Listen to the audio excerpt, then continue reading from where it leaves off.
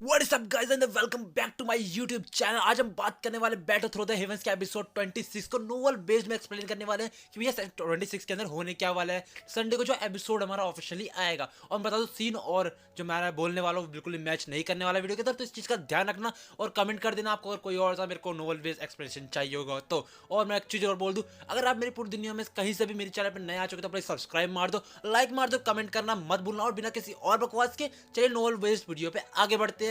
चलिए स्टार्ट कर। ये क्या बात करता है यार। एपिसोड 26 की स्टार्टिंग होती है और हमें दिखाया जाता है मास्टर कहते हैं शोयन को कि भैया तुम चले जाओ पेन गेट के अंदर आराम करने के लिए 2 दिन तक, और 2 दिन बाद हम किसी गहरे जंगल के अंदर जाएंगे और वहाँ ग्राउंड स्पेशल पेन मतलब रिफाइन करेंगे, क्योंकि एक 6 स्टार की पेन को यहाँ पर रिफाइन करना बहुत बड़ा मुश्किल खड़ी हो सकती है हमारे लिए, और हम इसलिए जाकर जंगल के किसी गहरे में रिफाइन करेंगे ताकि उसकी जो 6 स्टार पेन की रोशनी निकलेगी वो किसी को पता नहीं चलेगी। और फिर शोयन भी कहता है ठीक है हम 2 दिन बाद चलेंगे रिफाइन करने के लिए किसी गहरे जंगल में 6 स्टार की पिल को। और फिर उसके बाद हमारा शोयन पेन गेट में वापस चला जाता है और वहाँ 2 दिन आराम करने की जगह वहाँ कल्टीवेशन कर रहा होता है, और डार्लिंग के फर्स्ट स्टार के पीक पे लगभग वो पहुंच चुका होता है, और वहाँ पे पेनगेट के मेंबर्स के लिए लगभग कुछ मेडिसिन पिल एक बना रहा होता है उधर आराम करने की जगह पर। और फिर ऐसे ही हमारे 2 दिन बीत चुके होते हैं लिटरली, और फिर हमारा शोयन जाता है सुनार के पास और कहता है कि भैया मैं माउंटेन पर ट्रेनिंग करने के लिए जा रहा हूँ, तो मेरी चिंता मत करना, मैं 2 या 4-5 दिन में वापस आ जाऊंगा वापस। फिर शोयन हमारा चला जाता है माउंटेन के ऊपर जगह ढूंढने के लिए कि भैया जहाँ पर हमें 6 स्टार की पिल रिफाइन कर सके। मास्टर और फिर शोयन जगह ढूंढ लेते हैं वहाँ पर,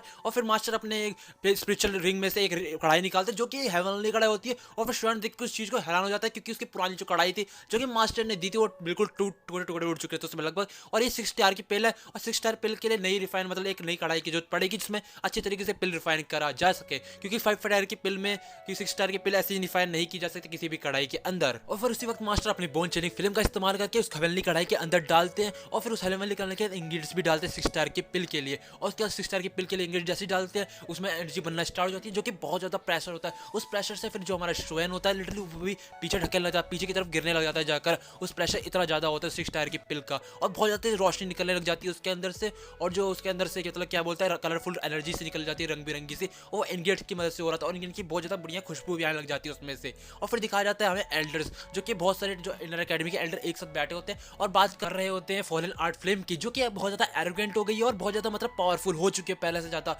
और वो शील्ड तोड़ने वाली जो कि इनर अकेडमी की शील्ड है जिसके अंदर वो कैद हो रखी है जिसकी वजह से लोग एनर्जी उसकी लेते हैं, वो तोड़ने वाली है बहुत ज़्यादा जल्दी में, और हमें इनर अकेडमी के हेड को बुलाना पड़ेगा क्योंकि मुझे नहीं लगता हम अपनी पावर मिलाकर उसको रोक सकते हैं, इसलिए हमें हेड को बनाना पड़ेगा। और दोबारा शायद हो सकता है हमारे हेड जो होते हैं इनर अकेडमी के वो पूरी तरीके से उसको दोबारा से अंदर कैद कर दे फॉलन आर्ट फ्लेम को, और लेकिन हम तो कोशिश करके भी उसे नहीं रोक सकते हैं, और हो सकता है अगर फॉलन आर्ट फ्लेम बाहर आ गई तो ब्लैक क्लोन रीजन के भी लोग हम पर हमला कर सकते हैं और हम उसे रोक भी नहीं पाएंगे, और इसीलिए हमको हेड मास्टर को बुलाना पड़ेगा ताकि वो फ्लोरन पार्ट को फ्लेम को जो फॉलन आर्ट फ्लेम है उसे वापस से कैद कर सके अंदर। लेकिन फिर हमारा फर्स्ट एल्डर जो मेन एल्डर होता है वहाँ का वो खड़ा होता है गुस्से में आकर बोलता है कि एल्डर हेड को बुलाने की कोई जरूरत नहीं है, मैं यहाँ पर हूँ, फर्स्ट एल्डर हूँ और मैं उसे रोक सकता हूँ। और उसके कोई बंदा बीचा बोलने ही वाला होता है लेकिन फिर हमारा फर्स्ट एल्डर उसे रोक देता है और कहता है कि भैया सारे एल्डर मिलकर फॉलन आर्ट फ्लेम की सुरक्षा करेंगे और सारे स्टूडेंट को मना कर दो कि वहाँ पर कोई भी उस टावर के अंदर नहीं जाएगा आसपास भी, और कोई आसपास अगर कोई बाहर का व्यक्ति वहाँ पर नजर आए तो उसे वहीं जान से मार दो और वहाँ पर प्रोटेक्शन है वो बढ़ा दो वहाँ की। और फिर उसके एल्डर को वहीं पर खड़े खड़े कुछ एनर्जी महसूस होती है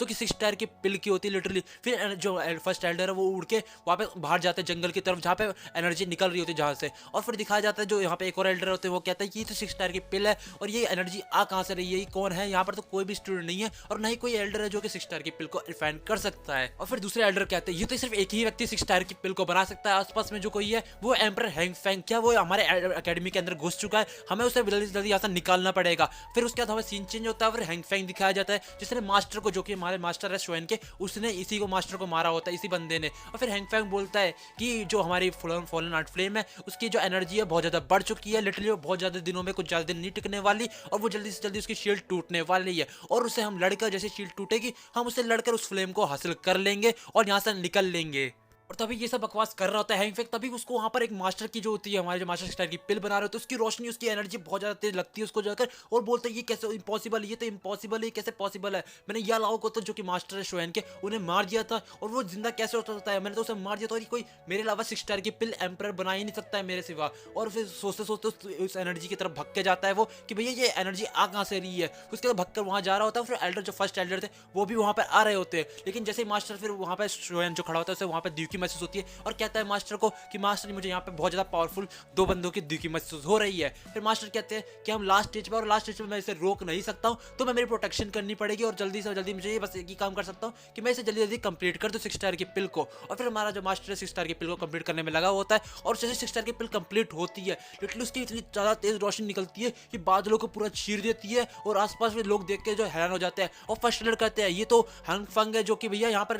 वो एम्परर जो हमारा फ्लेम है, फॉलन आर्ट फ्लेम, उसे रिफाइन करने के लिए 6 स्टार की पिल बना रहा है। और फिर उसके बाद फिर हमारे जो यहाँ हंग फंग है वो कह रहा था कि भैया ये तो या लाओ, ये जिंदा कैसे हो सकता है। और तभी हैंग फैंग अपने फ्लैश में जाता है, फिर सोचता है वो किसने कैसे मास्टर को मारा था, और फिर मास्टर ने उसे एक थप्पड़ मार के बोलते कि तुम किसी काम के नहीं, तुम किसी काम के हो ही नहीं, और तुम पिल भी रिफाइन नहीं कर सकते हो, और तुम किसी काम के नहीं हो। फिर उसे मास्टर ये सब बोल के उसे कोस रहे होते हैं और वो उसे भगा रहे होते हैं। फिर उसके बाद जो हमारा हैंग फैंग है वो गुस्से में आके कहता है कि मतलब अपने बड़बड़ा रहा होता है अंदर अंदर में कि भैया अब मैं तुम्हें मार दूंगा, तुम मेरे अपने आप, मैं अपने आप पावरफुल बन जाऊंगा, तुम्हें मेरी मास्टर की कोई जरूरत नहीं है, ये सब बड़बड़ा रहा होता है उसको। फिर वो बड़बड़ाते समय उसे एक पीछे से कोई बंदा आता है, एक ब्लैक कलर की केप पहन के कोई आता है और कहता है कि तुम्हें पावरफुल बनना है तो मैं तुम्हें पावरफुल बनाऊंगा, लेकिन तुम्हें अपने मास्टर को मारना पड़ेगा, मैं उसके लिए तुम्हें कुछ एक लिक्विड भी दूंगा और तुम किसी भी चीज के अंदर मिला देना अपने मास्टर के, वो मारा जाएगा उसी वक्त। और उसके बाद फिर जो हमारा यही काम करता है हमारा हैंग फैंग, अपने मास्टर के खाने में एक बूंद उसे मिला देता है, और उसके जैसे ही मास्टर खाना खाते हैं उस खाने को, और उसके मास्टर हमारे जो कमजोर हो जाते हैं लिटरली, और फिर हमारा जो हैंग फैंग है वो चक्कू मार देता है, उसे मार देता है मास्टर को। और फिर वो फ्लैशबैक से बाहर आता है और सोचता है वो कैसे जिंदा हो सकता है, याला वो तो कब का मारा गया है मेरे हाथों से।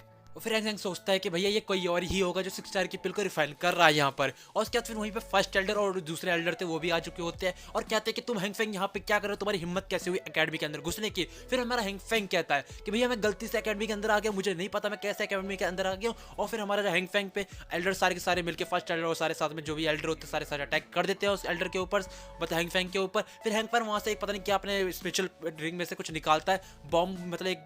गोल गोल से कुछ चीज़ें होती है निकालता है और एल्डर्स के ऊपर फेंक देता है और बहुत बड़ा बॉम्ब ब्लास्ट होता है आसपास, मतलब एक बॉम्ब ब्लास्ट जैसा होता है। और फिर वहाँ से अपने चेलों के साथ वो निकल लेता है, हैंग फैंग वहाँ से कट लेता है, भाग जाता है। और फिर पता लगता है कि भैया वो भाग चुका है। एल्डर देखते हैं और फिर सोचते हैं कि भैया ये यहाँ पे फॉलन आर्ट फ्लेम के लिए ही आया होगा, इसकी यहाँ पर कब से नजर है, और हमारी जो प्रोटेक्टिव शील्ड है वो भी कमजोर हो चुकी है। अगर हमने उसे वहाँ पर छोड़ दिया और इसके पीछे भाग के गए तो शायद हो सकता है वो हमारी फॉलन आर्ट फ्लेम उससे हमारे हाथों से निकल सकती है और हमें प्रोटेक्शन से भी निकल सकती है। इसलिए हमें फॉलन आर्ट फ्लेम से दूर नहीं जाना चाहिए, हमें हैंग फैंग के पीछे नहीं जाना चाहिए। लेकिन फिर उसके बाद सोचते हैं एल्डर फर्स्ट एल्डर कि भैया हमारे एकेडमी के अंदर ऐसा कौन है जो कि 6 स्टार की पिल को रिफाइन कर सकता है। लिटरली